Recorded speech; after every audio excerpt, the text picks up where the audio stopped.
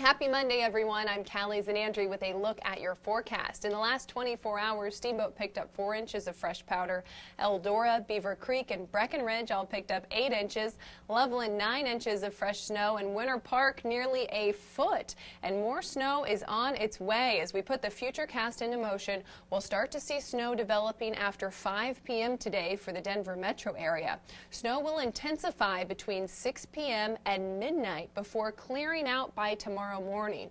Now, we could see some lingering snow showers for southern Colorado tomorrow morning, but by tomorrow it should be dry in the Denver metro area. Ahead of this storm, we have some alerts to tell you about. We have a winter storm warning for southern Colorado. That's the area shaded in pink.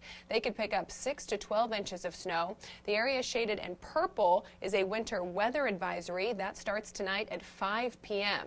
We could see 3 to 6 inches of snow in Fort Collins, 4 to 8 inches in Conifer, 3 to 7 inches in Castle Rock, and 1 to 4 inches here in Denver. High temperatures for today will be chilly, 30 in Bailey, 27 in Leadville, and 32 in Aspen. Tonight, 11 degrees at DIA, 10 in Boulder, and 5 in Greeley.